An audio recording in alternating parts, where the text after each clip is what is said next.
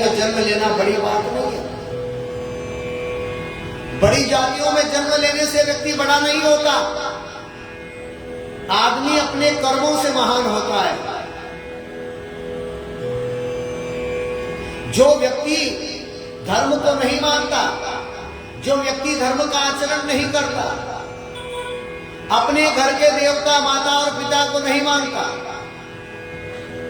ऐसे व्यक्ति को पृथ्वी पर मानव कहना सबसे बड़ी गलती है। मानव तो वही है जो किसी को खिलाकर खाता है। मानव यह होता है जो परहित के बारे में सोचता है।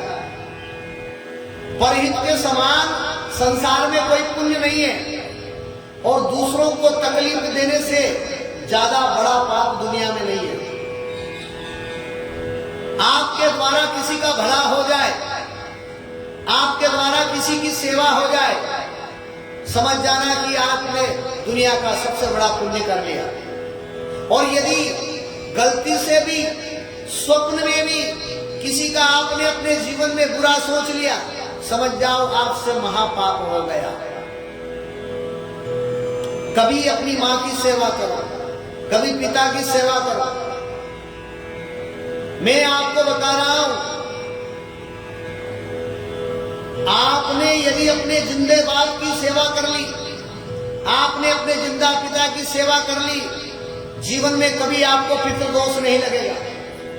ना वो पिता की सेवा करने पर आपको पितृदोष लगेगा, पिता माता की सेवा करने के बाद में आपको वास्तु दोष भी नहीं लगेगा। ना कोई काल सर्प दोष लगेगा, ना कोई आपको पितृदोष लगेगा, ना आपको वास्तु दोष लगेगा।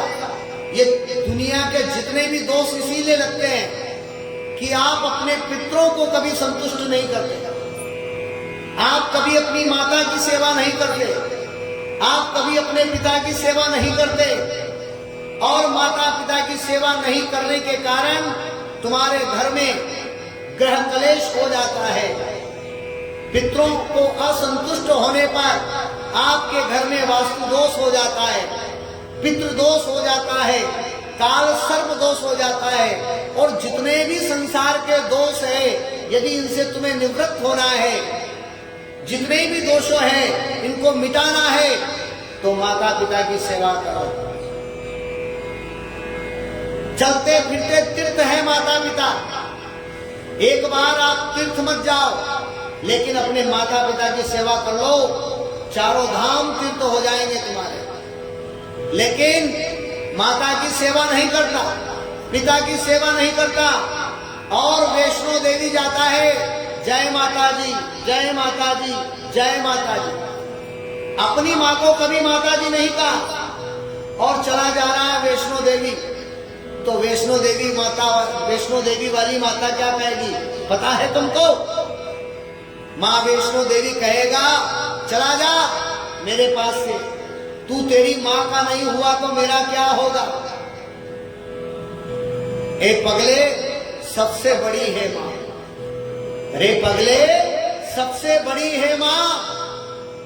और सूखा में तो तने सुलावे, गीला में सोती रे माँ। रे पगले, सबसे बड़ी है माँ। यदि आपने माता की सेवा की, यदि आपने पिता की सेवा की, यदि आपने गुरु की सेवा कर ली, यदि आपने धर्म आचरण कर लिया, तो फिर कभी आपके जीवन में पितृदोष नहीं लगेगा, फिर कभी आपके जीवन में वास्तु दोष नहीं लगेगा, फिर आपको कभी काल सर्प दोष नहीं लगेगा, फिर आपको ना राहु लगेगा, फिर आपको ना केतु लगेगा, ना शनि लगेगा। कोई भी ग्रह आपको परेशान नहीं करेगा यदि आपने अपने माता पिता की सेवा कर दी। उजले कपड़े पहन लिए, सुंदर कपड़े धारण कर लिए, लोगों के सामने बिल्कुल सफेद बगले के समान कपड़े पहनकर घूमता है, लेकिन कभी अपने माँ बाप को संतुष्ट नहीं करता, कभी अपने माता पिता की सेवा नहीं करता। उस व्यक्ति से बड़ा अपराधी संसार में कोई नहीं है। वो मानव जाति का सबसे बड़ा दुश्मन है जो अपने माता पिता की सेवा नहीं करता, जो अपने धर्म का आचरण नहीं करता। कितने लोगों की सेवा करना है? माता की सेवा करना है, पिता की सेवा करना है, गुरु की सेवा करना है, क्योंकि ये सब तीर्थ है। माता तीर्थस्य पिता तीर्थस्य तीर्थस्य बंधु बांधवः वचने वचने गुरु तीर्थ और तीर्थ अभ्यागत। ये सभी लोग तीर्थ हैं। यदि इनकी सेवा कर ली, यदि इनका सत्कार कर लिया, यदि इसका सम्मान कर लिया, तो फिर आपको तीर्थ में भटकने की जरूरत नहीं है। जो बेटा जीते जी मचा दे दंगा, वो मरने के बाद में बाप को क्या घालेगा गंगा। जीते जी तो तुमने अपने बाप की सेवा नहीं की, जीते जी अपनी माता की सेवा नहीं की, और मरने के बाद में सोरो जी ले जाते हो, हरिद्वार ले जाते हो, गंगा जी ले जाते हो। क्या होगा? गंगा में, गया में, हरिद्वार में, सोरो में, यहां ले जाने से क्या होगा? जीते जी तो तुमने कभी उसे चैन से रहने नहीं दिया, ना माता की सेवा करी, ना पिता की सेवा की, जीवन भर उनको रुलाया, और बाद में उनके लिए बड़ा समाज को दिखाने के लिए, दुनिया को दिखाने के लिए 2-3 लाख रुपए का नुक्ता और घाटा करता है, जो एक कुरीति है, बहुत बुरी रीति है। अमीर आदमी नुक्ता करेगा, 3 लाख खर्च कर पाएगा, लेकिन तुम्हारे कारण, अमीर लोगों के कारण, बेचारे जो लोग गरीब हैं, जिनके पास खाने का पैसा नहीं है, पहनने का कपड़ा नहीं है, खाने के लिए अन्न नहीं है, खर्च करने के लिए पैसा नहीं है, वो व्यक्ति कैसे नुक्ता करेंगे अपने माँ बाप का? तुम्हारे दिखावे के कारण उनको भी अपना घर बेचकर, अपने परिवार को दुखी करके, आपको दिखाने के लिए उनको भी ये काम करना पड़ता है। काम हमें वो करना चाहिए जो समाज के लिए गरिमा बने, जो समाज के लिए उदाहरण बने, ऐसा काम हमें करना चाहिए। लेकिन हम जाति के सामने बड़ा बनने के लिए जिस माँ बाप की सेवा नहीं करते, माता की सेवा नहीं करते, मरने के बाद में 2-4 लाख रुपए खर्च करके अपनी नाक ऊंची करने के लिए, समाज में बड़ा बनने के लिए, दिखावा करने के लिए तुम नाटक करते हो। मत करो बाद में, मरने के बाद। जो भी करना है वो जीते जी अपने माता पिता की सेवा करना। कभी भी उनको कोई चीज की जरूरत पड़े तो कभी उनको ना मत करना। यदि तुमने अपने माता पिता को किसी वस्तु के लिए ना कर दिया, समझ जाओ परमात्मा को आपने ना किया है। परमात्मा को हमने नहीं देखा है। बता दो किसी व्यक्ति ने यदि ईश्वर को देखा है, किसने देखा है भगवान को, किसने देखा है ईश्वर को? हमारे लिए ईश्वर वही है जिसने 9 महीने हमें अपने पेट में रखा, 9 महीने हमें अपने पेट में रखकर हमें वहां हमारी रक्षा करी, बाद में हमें जन्म देकर कितने ही सालों तक हमें अपने स्तन का पान कराया, दूध पिलाया, हमें बड़ा किया और इस लायक बनाया, पढ़ाया लिखाया, बड़ा किया, हमेशा हमारी रक्षा करी। उन माता पिता के उपकारों को हम भूल गए, उनकी सेवा को हम भूल गए और जीवन भर उनकी आंखों में आंसू हमारे कारण आए, और बाद में यदि हमने उनको गंगा जी में डाल दिया तो किस काम का? बाद में हमने नुक्ता कर लिया, घाटा कर लिया, लोगों को खिला दिया तो कोई फायदा नहीं। जीते जी अपने माता पिता की सेवा करो, जीते जी माता पिता का आशीर्वाद ले लेना। मरने के बाद मत सोचना कि वो तुम्हें आशीर्वाद दे दे, क्योंकि जीते जी तुम जिस माता पिता को रुलाओगे वही बाद में, मरने के बाद में तुम्हें रुलाने वाले हैं। कभी प्रसन्न नहीं रह पाओगे। ये सब जो भी दोष लगते हैं तुम्हारे जीवन में, पितृदोष, काल सर्प दोष, राहु दोष, केतु दोष, शनि दोष, दुनिया के जितने भी दोष तुम्हें लगते हैं, ये सब माता पिता का अपमान करने के कारण तुम्हारे जीवन में लगते हैं। आज से संकल्प लेना है श्रीमद् भागवत महापुराण में कि कभी भी गलती से स्वप्न में भी हम अपने माता पिता का अपमान नहीं करेंगे, कभी भी अपने माता पिता की आंखों में आंसू नहीं आने देंगे, कभी भी उनका नाम हम खराब नहीं करेंगे, जीवन भर हम उसे खुश रखेंगे। ऐसा संकल्प आप ले लें, फिर आपको कहीं तीर्थ जाने की जरूरत नहीं है, क्योंकि महाराज सबसे बड़े देवता तो तुम्हारे घर में बैठे हुए माता पिता। आपको मालूम है जिस स्वर्ग और जन्नत के लिए तुम मेहनत करते हो कि हे भगवान मुझे स्वर्ग मिल जाए, मुझे जन्नत मिल जाए, वो स्वर्ग तो माता के चरण के नीचे पड़े हुआ है। यदि आपने माता के चरण की सेवा कर ली, यदि पिता के चरणों की सेवा कर ली, तो समझ जाओ जन्नत मिल गई आपको, स्वर्ग मिल गया। पिता और माता स्वर्ग का दरवाजा है। यदि आपने माता पिता को प्रसन्न कर लिया, माता पिता की सेवा कर ली, समझ जाओ स्वर्ग मिल जाएगा आपको। लेकिन आप माता पिता की सेवा नहीं करते। जो बेटा शादी से पहले अपनी मां को देखे बिना भोजन नहीं करता, जो बेटा शादी से पहले अपने मां के हाथ का भोजन करता था और कहता था मां मुझे आपके हाथ का भोजन ही अच्छा लगता है, बाकी दुनिया के किसी की भी भोजन अच्छा नहीं लगता, लेकिन जैसे ही शादी हुई, शादी होने के बाद में व्यक्ति अपनी पत्नी का होकर रह जाता है। मैं ये नहीं कहता कि आप जिसके साथ शादी करो, विवाह करो, उसे आप सम्मान ना दो, प्रेम ना करो। प्रेम करो, पत्नी भी, वो भी हमारी अर्धांगिनी है, उसका सम्मान भी करना है। वो घर की लक्ष्मी है, वो गृहिणी है, उसका सम्मान हमें करना है, उसे प्रेम भी करना है। लेकिन उसकी बात में आकर अपने माता पिता को कभी मत ठुकराना। कई नारियां, कई कन्याएं शादी कर कर आती है और 3 महीने में ही अपने पति को माता पिता से अलग कर देती है, अलग कमरा लेकर रहने लग जाती है। बस जिस दिन से आपने अपनी माता पिता का दिल दुखाया, समझ जाना तुम्हारी तैयारी हो गई है, सभी दोस्त लगने वाले हैं अब तुम्हारे जीवन। तो मैं यही कहता हूं कि आप सबसे पहले अपने घर के देवताओं का सम्मान करें। आप सबसे पहले अपने घर के लोग हैं, उनसे प्रेम करना सीखें। तुम्हारा छोटा भाई है, उससे भी स्नेह करो। तुम्हारी छोटी बहन है, उससे भी वात्सल्य प्रेम करो। माता का सम्मान करो, माता से प्रेम करो, पिता से भी प्रेम करो। परिवार के जितने भी सदस्य हैं उससे प्रेम करो। यदि आपने परिवार के सभी सदस्य से प्रेम कर लिया, तो फिर आपको कहीं भी भटकने की जरूरत नहीं है। आप परिवार में ही सही से नहीं रह सकते, परिवार में भी आप प्रेम से नहीं रह सकते, तो फिर आपको दुनिया में कहीं चैन नहीं मिलेगा, दुनिया में कहीं प्रेम नहीं मिलेगा, दुनिया में आपको कहीं सुख नहीं मिल पाएगा। परिवार में आप प्रेम से रह जाओ, समझ जाओ आपका घर स्वर्ग बन जाएगा। जिस घर में एकता है, जिस घर में संगठित व्यक्ति है, जिस घर में प्रेम बना हुआ है, धरती पर वो घर सबसे बड़ा स्वर्ग है। स्वर्ग कहीं और दूसरी जगह नहीं है। तुम्हारे घर में प्रेम है, तुम्हारे घर में एकता बनी हुई है, तुम्हारे घर में संगठित है सभी लोग, तो समझ जाना कि ये घर ही स्वर्ग है, स्वर्ग से भी सुंदर है। लेकिन हम घर में प्रेम नहीं करते, घर के लोगों से लड़ाई करते और बाहर के लोगों से प्रेम करते।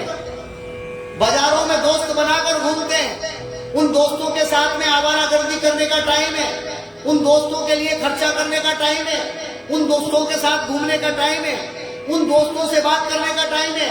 लेकिन माता पिता के पास 5 मिनट बैठने का टाइम नहीं है। ऐसी संतानों को मैं कहना चाहता हूं, ऐसे बच्चों से मैं कहना चाहता हूं कि बाहरी लोगों को प्रसन्न करना बंद करो। ये मैं नहीं कहते कि तुम बाहर के लोगों से नफरत करो, लेकिन सबसे पहले अपने घर वालों से प्यार करो, अपने घर वालों से प्रेम करो, अपने माता पिता को टाइम दो, अपने माता पिता के पास बैठो, अपने माता पिता से प्रेम करो।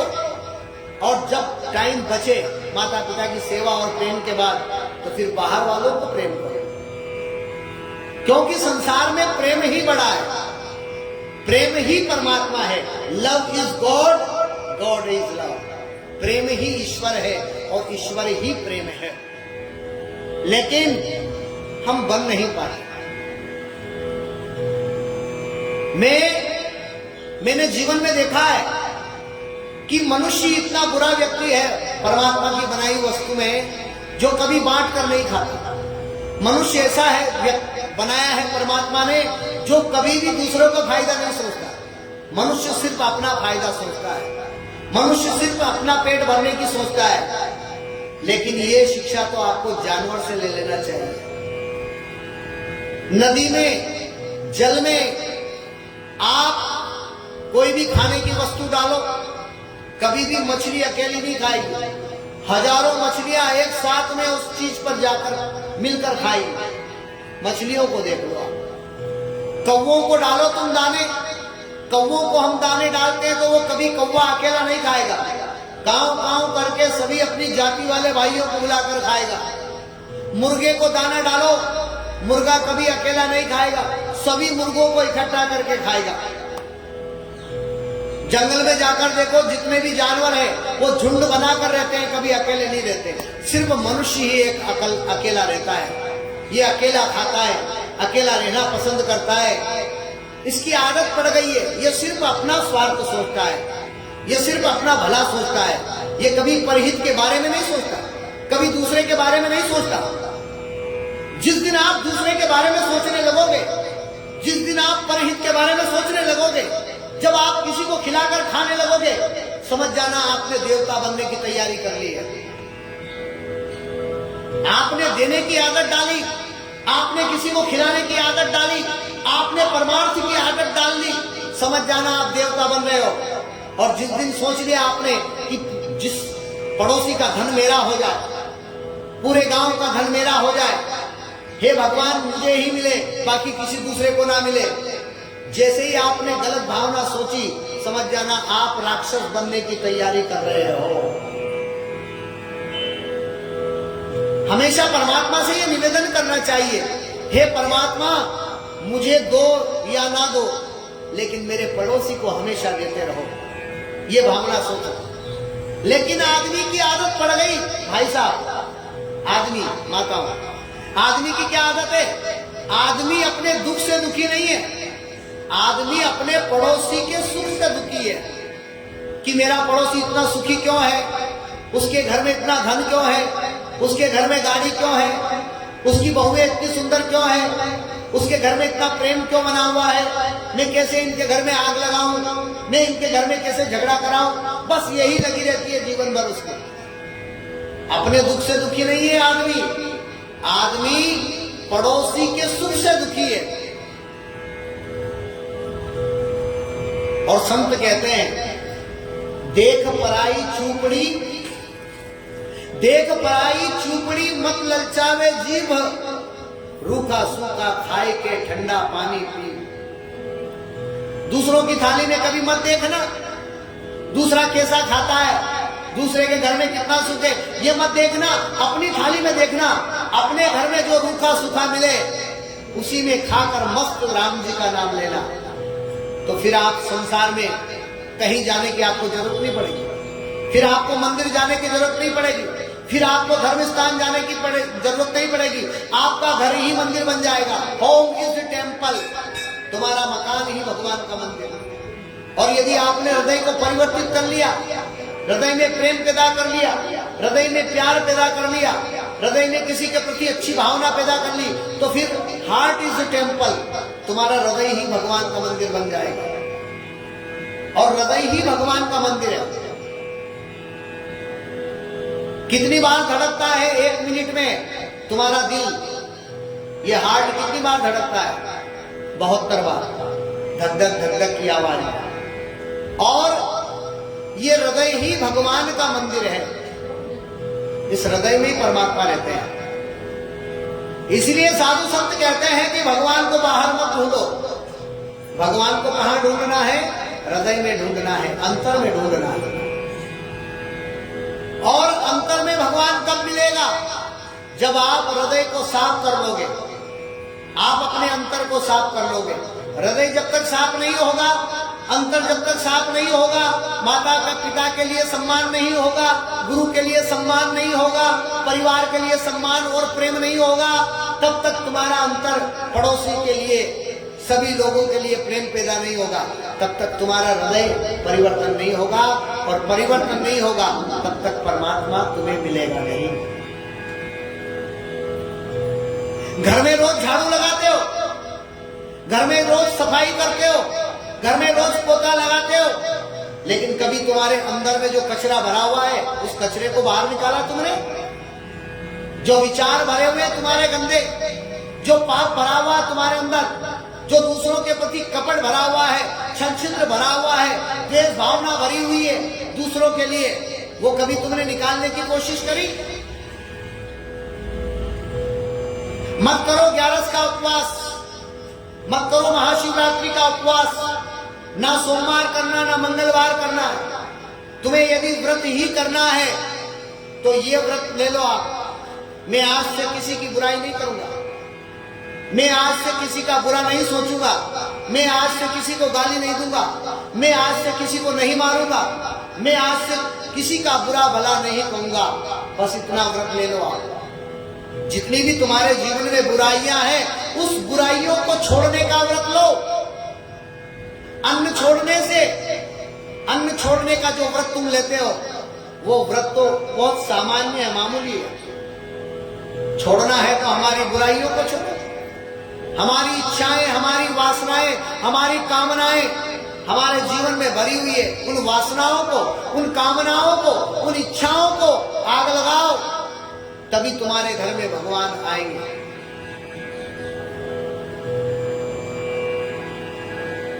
राम नाम अति मीठा है, कोई गा के देख ले। राम नाम अति मीठा है, कोई गा के देख ले। आ जाते हैं राम वहां, बुला के देख ले। आदि नाम में आ जाता है चाहे बुलाने वाला।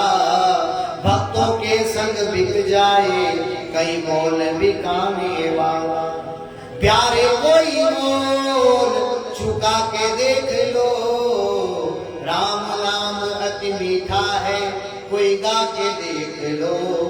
आ जाते हैं राम वहां, बुला के देख लो।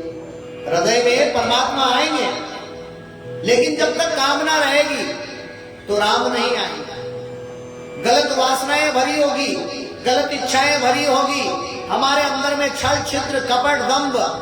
जिनके कपट दंभ नहीं माया, ताके हृदय बसऊ रघुराया। कहां रहते हैं भगवान? जिनके हृदय में कपट नहीं रहता है, दंभ नहीं रहता है, अहंकार नहीं रहता है, उन्हीं के हृदय में भगवान विराजित रहते हैं। सभी शास्त्रों में यही बताया। ना हम वसामि वैकुंठे योगी नाम हृदय न च मद भक्ता यत्र गायन्ति तत्र तिष्ठामि नारद।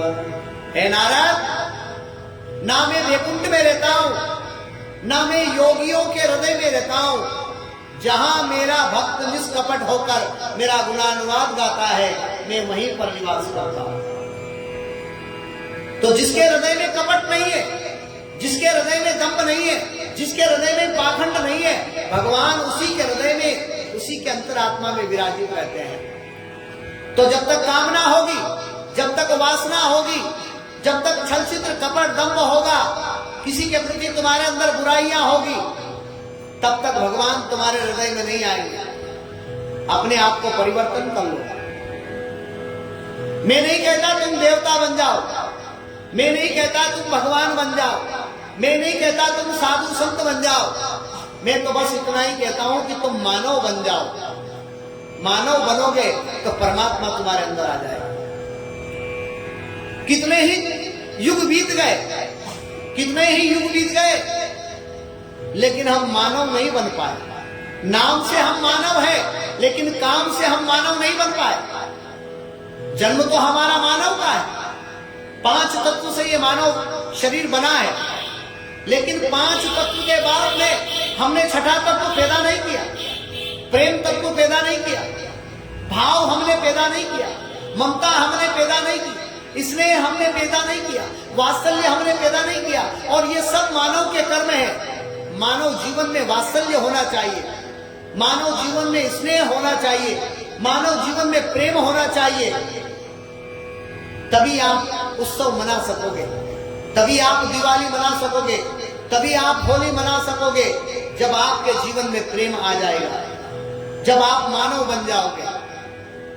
जब तक तुम्हारी ये दिवाली बेकार है, बाहरी फटाका फोड़ने से, बाहरी दीपक लगाने से, बाहरी नकली रंग उड़ाने से होली नहीं होगी, बाहरी नकली दीपक जलाने से दीपावली नहीं होगी।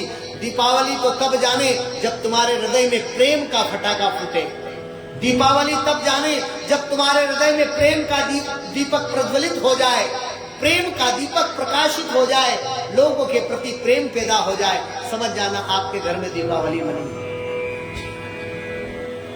दीपावली तब जानिए जो मन आवे चैन। रंग सारे कच्चे उड़ जाएं, पक्का रंग चढ़ जाए तुम्हारे ऊपर। राम रूपी रंग, प्रेम रूपी रंग। एरी में तो प्रेम दीवानी मेरो, दर्द न जाने कोई। एरी में तो प्रेम दीवानी मेरो, दर्द न जाने कोई। किसने चढ़ाया प्रेम का रंग? राधा ने, गोपियों ने, मीरा ने, इन सब लोगों ने प्रेम का रंग चढ़ाया। और प्रेम का रंग चढ़ाकर इन्होंने अपने जीवन को परिवर्तन किया, मानव बन गए। और मानव बने तो इनको मोहन मिल गया। यदि मानव बनोगे तो मोहन मिलेगा। मैं तो कहता हूं महाराज, भगवान ने कहां जन्म लिया? नंद के आनंद भयो।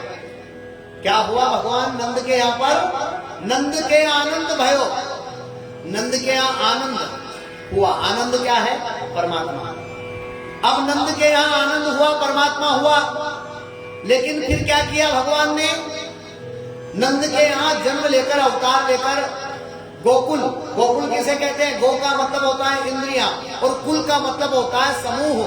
जहां इंद्रियों का समूह इकट्ठा हो जाता है उसे ही गोकुल कहते हैं। और गोकुल ये शरीर है। इस शरीर रूपी गोकुल में मटकी है, और मटकी में क्या भरा हुआ है? मक्खन। अब ये बताइए, भगवान मटकी खाएंगे या माखन खाएंगे? तो मटकी क्या है? ये जिस्म, ये शरीर मटकी है। और माखन क्या है? हमारा मन है। मटकी कठोर है और माखन कैसा है? मक्खन बिल्कुल हाथ लगाओ पिघल जाएगा, खाने की जरूरत नहीं है। अगर हम माखन को जरा सा हाथ लगाएंगे वो पिघलने लगेगा। हाथ लगाने से ही, उंगली लगाने से ही माखन पिघल जाता है। ऐसा निर्मल चीज भगवान ग्रहण करता है। तो जैसे मक्खन निर्मल होता है, वैसे ही हमारे मन को निर्मल बनाओ। हमारे मन में माता के लिए प्रेम, हमारे मन में पिता के लिए प्रेम, हमारे मन में दुनिया के लिए प्रेम, हमारे लिए सभी जीवों के प्रति प्रेम। यदि हमने इतना कर लिया तो फिर समझ जाना आपके द्वारा भगवान का भजन हो गया, भक्ति हो गई, तीर्थ हो गया, मंदिर में जाना हो गया, भगवान के दर्शन हो गए। लेकिन हम ये नहीं कर पाते।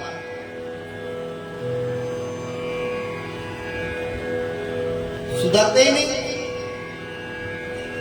सबको सुधार लेते हैं, रायचंद बन जाते हैं हम। कितने ही लोगों को राय देते हैं। रायचंद मत बनना जीवन में। जीवन में कभी कभी दूसरों की राय ले लेना। खुद सुधरते नहीं और दूसरों को उपदेश देते हैं, भाई सुधर जा, भाई सुधर जा। अरे तू कब सुधरेगा पहले ये बता। आदमी कभी अपने आप को, अपनी गलतियां नहीं देखता, दूसरों की गलती देखता है।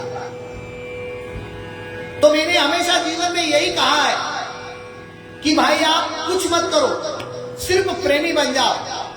परमात्मा जब भी मिला है प्रेमी को मिला है। परमात्मा जब भी मिला है नारी को मिला है। परमात्मा जब भी मिला है बालक को मिला है। जो आदमी छोटा बन जाएगा उसी को भगवान मिलेगा। छोटा बनने में बहुत फायदा महाराज। बड़े आदमी को कोई व्यक्ति कुछ दे के नहीं जाता।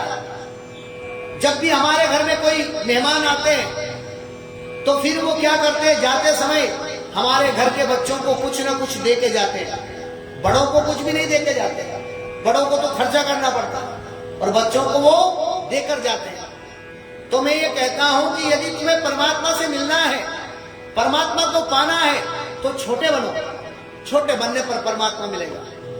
या तो बच्चे बनो, या नारी बनो, या प्रेमी बन जाओ, परमात्मा तुम्हारे जीवन में आ जाएगा। ना तो मानव बन पाए, ना प्रेमी बन पाए, ना बच्चे बन पाए, ना नारी बन पाए, ऐसे कैसे ही बने हुए हो, पत्थर बने हुए हो तुम, और पत्थर को ही धोख देते रहते हो। एक गजल है, उस गजल में कितना सुंदर भाव है, देखिए। सर झुकाओगे तो पत्थर देवता हो जाएगा, सर झुकाओगे तो पत्थर देवता हो जाएगा। इतना मत चाहो उसे, इतना मत चाहो उसे, वो बेवफा हो जाएगा। सर झुकाओगे तो पत्थर देवता हो जाएगा। तुम भी पत्थर और तुम्हारा देवता भी पत्थर। अरे जिंदे माता पिता जो देवता है, जिंदे हमारे घर के सदस्य है, हमारा परिवार है, भगवान का जो परिवार है, मनुष्य है, प्रत्येक जीव जो भगवान ने बनाए, उनके प्रति प्रेम नहीं है, उनके प्रति सद्भावना नहीं है, और मंदिर में जा रहे हो, क्या फर्क पड़ेगा उससे? अपने जीवन को परिवर्तन करो, दिखावा मत करो, प्रदर्शन मत करो, बड़ा बनने की कोशिश मत करो। जितना कम हो तुम्हारे जीवन में, जितना सरल ले पाओ उतना सरल रहो। कम से कम कपड़े पहनो, कम से कम खाओ, किसी दूसरे को खिलाना चाहो, अच्छी बात है। कम खाकर दूसरे को खिलाने की आदत डालो, कम पहनकर किसी दूसरे को पहनाने की कोशिश करो।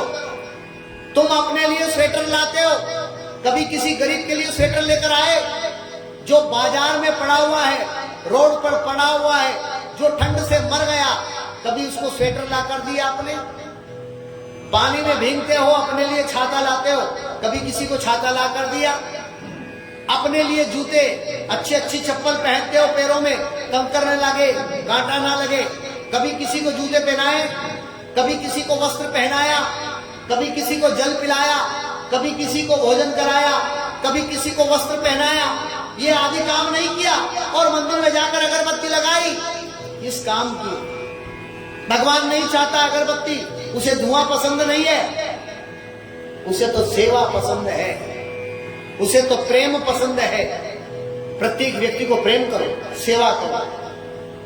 मंदिर में बैठे हुए भगवान पत्थर की मूर्ति, उसको तुम प्रेम करते हो, और जो मंदिर में पूजा करता है उस पुजारी को तुम नौकर समझते हो, उससे झाड़ू लगवाना।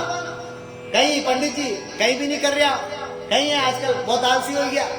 बाबा एक तरफ से आप पंडित को जाकर प्रणाम करते हो, सम्मान करते हो, ऊपर से डांटते भी हो। पहले प्रेम कर लिया, बाद में जूता मार लिया, हो गया बराबर रिश्ता। तो मैं तो कहता हूं कि आप एक बार परमात्मा को याद मत करो, लेकिन जो परमात्मा ने जिस वस्तु को बनाया है उनसे प्रेम करो, मानव को प्रेम करो, मानव संस्कृति को प्रेम करो, प्रत्येक जीव को प्रेम करो, क्योंकि हरि व्यापक सर्वत्र समाना, प्रेम से प्रकट होत में जाना। प्रेम में वो ताकत है। आप ये बताइए कि कभी पत्थर से भगवान निकला? कैसे नहीं निकला? प्रहलाद ने इतना प्रेम किया भगवान को कि पत्थर के खंभे से प्रकट हो गए भगवान। भगवान पत्थर में से भी निकल सकता है, लेकिन प्रेम पैदा करोगे तभी परमात्मा निकलेगा। हरि व्यापक सर्वत्र समाना, प्रेम से प्रकट होत में जाना। भगवान बिना प्रेम से प्रकट नहीं होता, भगवान ज्ञान से प्रकट नहीं होगा, भगवान कभी विद्वत्ता से प्रकट नहीं होगा, भगवान कभी मंत्रों से प्रकट नहीं होगा। भगवान को ना यंत्र पैदा कर सकता है, ना मंत्र पैदा कर सकता है, ना तंत्र पैदा कर सकता है। भगवान को तो एक ही साधन है, वो प्रेम से ही आएगा। यदि आप प्रेम कर लिया, परमात्मा आ जाएगा। बाकी और कोई लफड़े में नहीं पड़ना, बाकी बखेड़ा नहीं करना है, बाकी ज्यादा कोई कचरा इकट्ठा नहीं करना है। जितना आप बखेड़ा करोगे, जितना आप लफड़ा करोगे, उतना भगवान तुमसे दूर होता जाएगा। एक ही काम सीख लो, प्रेम करना सीख लो। प्रत्येक जीव के लिए आंखों में आंसू होना चाहिए, दया होना चाहिए, वात्सल्य होना चाहिए, स्नेह होना चाहिए, प्रेम होना चाहिए। जब आपने इतना कर लिया, समझ जाओ परमात्मा तुम्हारे करीब आने वाला है, परमात्मा तुम्हें मिलने वाला है, परमात्मा तुम्हें बुलाने वाला है। लेकिन यही नहीं कर पाते, लगे हुए अहंकार में, मैं पंडित हूं, मैं शास्त्री हूं, मैं ज्ञानी हूं, सब लोग मुझे धोख दे, सब लोग मुझे प्रणाम करें। अरे किसी के प्रणाम करने से पेट थोड़ी भरेगा, और प्रणाम करने से कोई बड़ा नहीं होता। यदि कोई किसी के आगे झुक रहा है तो वो छोटा नहीं होगा, और यदि कोई किसी को प्रणाम कर रहा है तो वो बड़ा नहीं बन जाएगा। जो व्यक्ति जैसा है वैसा ही रहेगा। किसी के धोख देने से कोई महान नहीं बनेगा। महान तो अपने कर्मों से, महान तो किसी के प्रति दया रखने से, महान तो किसी के प्रति प्रेम रखने से, महान तो किसी के प्रति सद्भावना रखने से आदमी बनेगा। जाति से बड़ा नहीं होता, कर्म से बड़ा होता है, गुणों से बड़ा होता है, भावना से बड़ा होता है। आप अपनी भावना को शुद्ध बनाओ, आपकी आंखों को निर्मल बनाओ, हृदय में प्रेम पैदा करो, अंतरात्मा को शुद्ध करो, और अपने जीवन में विचार कर लो कि कभी मैं अन्न का व्रत नहीं करूंगा, व्रत करूंगा तो अपनी बुराइयों का करूंगा। द्वेष भावना, किसी की बुराई करने की भावना, इन सब का त्याग कर दूंगा। किसी को मारूंगा नहीं, किसी को गाली नहीं दूंगा, किसी का अपमान नहीं करूंगा, किसी की बुराई नहीं करूंगा, किसी के लिए भला बुरा नहीं बोलूंगा। बस इन चीजों का आप व्रत कर ले, इन्हें छोड़ दे। बाकी अन्न छोड़ने की जरूरत नहीं है। अन्न तो शरीर को रखता है महाराज। कलो अन्नवत प्राण है, कलयुग में तो अन्न ही प्राण है। अन्न छोड़ने से थोड़ी व्रत होगा, बुराइयां छोड़ने से व्रत होगा। अपनी बुराइयां छोड़, बस यही तो भागवत है। सुखदेव राजा परीक्षित बताने से क्या होगा? सगर के 60,000 पुत्र की कहानी सुनाने से क्या होगा? बड़े बड़े राजाओं की कहानी सुनाते रहो जीवन भर, लेकिन रोज तुम्हारे घर में आग लगी है, उस आग को नहीं बुझाया जाएगा तो सगर के लड़कों को रोने से क्या मिलेगा? 60,000 पुत्र उनके थे, 60,000 रानियां थी, 16,000 रानियां थी। बस गाते रहो, बोलते रहो, चिल्लाते रहो। क्या होगा ये भाट पोथी पढ़ने से? 16,000 रानियों की कहानियां, राजा परीक्षित की कहानियां, सुखदेव की कहानियां। उनने तो अच्छा कर्म किया, अच्छा कर्म करके वो महान बन गए। आज भी हम उनको याद कर रहे हैं, लेकिन हमने क्या किया? हमारे घर में क्या हो रहा है, संसार में क्या हो रहा है, देश में क्या हो रहा है, दुनिया में क्या हो रहा है? ये ज्वलंत उदाहरण है। इन ज्वलंत उदाहरणों को कौन देखेगा? इन बातों को कौन बताएगा? इस आग को कौन बुझाएगा जो रोज हमारे जीवन में लगी हुई है? ये भी तो ज्ञान है, ये भी तो देना पड़ेगा। पारलौकिक ज्ञान के साथ में लौकिक ज्ञान भी जरूरी है, और लौकिक ज्ञान के साथ में पारलौकिक ज्ञान भी जरूरी है। दोनों ही जरूरी है। आत्मा के लिए पारलौकिक ज्ञान और शरीर के लिए लौकिक ज्ञान दोनों ही जरूरी है। शरीर को भी रखना पड़ेगा, क्योंकि आत्मा का घर क्या है? शरीर है। शरीर को दुख होगा तो आत्मा को भी दुख होगा। तुम्हारा घर टूटता है तो तुम्हें तकलीफ होती कि नहीं? उसी प्रकार जब इस आत्मा के घर, इस शरीर को तकलीफ होती है तो आत्मा भी दुख पाती है। तो शरीर को भी सुखी रखो और आत्मा को भी सुखी रखो। और शरीर और आत्मा कब सुखी रहेगी? जब तुम अपने माता पिता को सुखी रखोगे, अपने गुरु को सम्मान करोगे, अपने माता पिता का सम्मान करोगे, प्रत्येक जीव को सम्मान करोगे, परमात्मा की बनाई हुई सभी वस्तु को आप वसुधैव कुटुंबकम समझकर, परमात्मा का परिवार समझकर प्यार करोगे, तो तुम्हें परमात्मा जरूर मिलेगा। कहीं जाने की जरूरत नहीं। वैसे मैं वकील तो नहीं हूं, जज तो नहीं हूं कि आपको स्टाम्प लिखकर दे दूंगा, रजिस्ट्रार नहीं हूं, लेकिन बात बता रहा हूं, पक्की बात है। बस इतनी बात जानी है। ज्यादा गड़बड़ घोटालम मुझे याद भी नहीं है। जरूरी नहीं है संस्कृत बोलने से किसी का उद्धार होगा। संस्कृत महान है, वेद भाषा है, हिंदी भी महान भाषा है।